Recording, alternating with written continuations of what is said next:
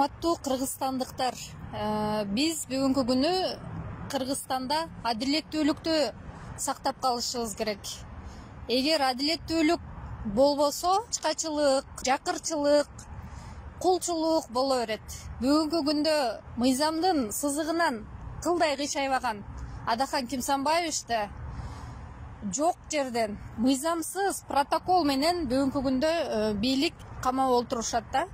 Ошого биз кыргызстандыктар кайдыгер карабай бүгүнкү күндөгү бийликке өзүбүздүн кайдыгер эместигибизди жана бийликтен адилеттүүлүктү талап кылып, өзүбүздүн эркиндигибизди, сөз эркиндигибизди талап кылып чыгышыбыз керек. Бир эле Адахан Кимсанбаевичтин эркиндиги эмес, ошол жерде кемпирабад үчүн жаткан кыргыздын жигиттери, азаматтары күнөөсүз, мыйзамсыз абакта олтурушат. Ошолордун дагы эркиндиктерин талап кылабыз. Кыргызстандыктар, биз ушинтип бүгүнкү күндө олтура берсек, тарыхты кайталап, улуу инсандарыбызды эми караңгы эл экенбиз, ошол кезде информация жетпеген үчүн биз улуу инсандарыбызды, Касым Тыныстановду, Жусуп Абдрахманов инсандарыбызды аттырып, өлтүртүп, аларды коргоп кала алган эмеспиз. А бүгүнкү күндө бизде информация бар, изденели, бийликтен талап кылайлы. Анан бийлик дагы бул ушунча 21 000 адам шайлап, ишеничин көрсөтүп, эл өкүлү кылып шайлаган Кимсанбаевичти дагы бүгүнкү күндө мыйзамсыз камап олтурбай, биздин укугубузду тебелебей, Адахан Кимсанбаевичти чыгарып беришин талап кылабыз. Мен дагы бийлик төбөлдөрүнө кайрылгым келип турат. Бизге силердин бийлигиңер кереги жок. Бизге акыйкат, башкаруу, адилеттүүлүк керек. Кимиң болсоң ошонуң бол. Адилет башкаруу болсо болду, биз ошону колдойбуз. Азыркы кылып аткан ишиңер адилетсиздик. Бардыгы көрүп билип турат. Адахан Кимсанбаевичти адилетсиздик менен кармап отурасыңар.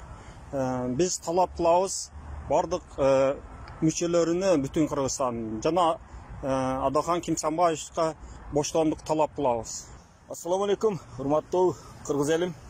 Биз дагы ушул жерде акыйкатсыздык жана билимсиздик жүрүп аткан кыргыз элибизге талап кылуу менен ушул жерге эфирге чыгып олтурабыз. Ошол эфирдин негизги максаты болгон биздин Кыргызстандагы акыйкатсыздык, мыйзамсыздык болуп аткан биздин Мадумаров Адахан Кимсанбаевичти камап, анын тарапташтары болгон, алдында жүргөн, кызмат кылып жүргөн жигиттерди камап койгондугу үчүн биз бийлик төбөлдөрүнүн эки азаматына кайрылат элек. Тез аранын ичинде бул нерсени токтотуп, мыйзамсыздыкты токтотуп, тез аранын ичинде Мадумаров Адахан Кимсанбаевичти жана анын тарапташтарын чыгарып коюуну талап кылабыз биз. Мен өзүмдүн добушумду талап кылып коргоп, элдин уулу Мадумаров Адахан Кимсанбаевти темир тор артынан бошотуп коюңарды талап кылам. Экинчиден, жалпы кыргыз журтунда интеллигенттерден талап кылат элем. Эмне үчүн үн катпай отурасыздар?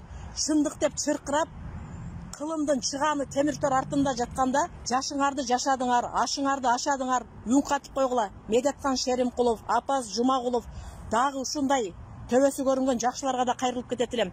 Чындык чыркырап атат. Адахан Мадумаровдун өзүнө күйбөсөңөр дагы чындыгына күйүп койгула. Баарыңардан ушуну талап кылып суранып кетемин. Адахан Кимсанбаевичке боштондук. Жок, урматтуу Адахан Мадумаров, сизге биз өмүр, ден соолук жараткандан тилеп сурап турабыз. Сизге эки дүйнө бактысын берсин жараткан. Биз сиз мененбиз. Күчтүү болуңуз. Биз сизге өйдө дөбөк, ылдыйда жөлөкпүз. Урматтуу Мадумаров Адахан Кимсанбаевич. Бийлик төбөлдөрүнө кайрылгым келди. Ошол төрт көчөнүн тургуну катары силерге айтарым. Ошол кездеги чубактын кумундай болгон 275 метрде Мадумаров чечпегенде, биз алга чейин кыйналып өтмөкпүз. Ошол жер эң туура чечилген. Азыр биз эл, баткен эли элегели кыйналбай өтөбүз. Мен силерге талап кылам. Адахан Мадумаровду бошотуп койгула. Баткен элинин атынан талап кылам. Себеби баткен эли силерге чындыкты айткандан коркушат. Анча-мынчалардын башы көрүнгөндөрдү барып коркутуп атасыңар. Ошон үчүн Баткендин тургуну катары, ошол жердин кызы катары мен силерден талап кылам. Адахан Мадумаровду тезирээк бошотуп койгула. Ал жер эң туура чечилген. Bizди камап түгөтө албайсыңар. Биз көппүз. Камасаңар дагы чыга беребиз. Акыйкаттык жеңмейинче чыга беребиз.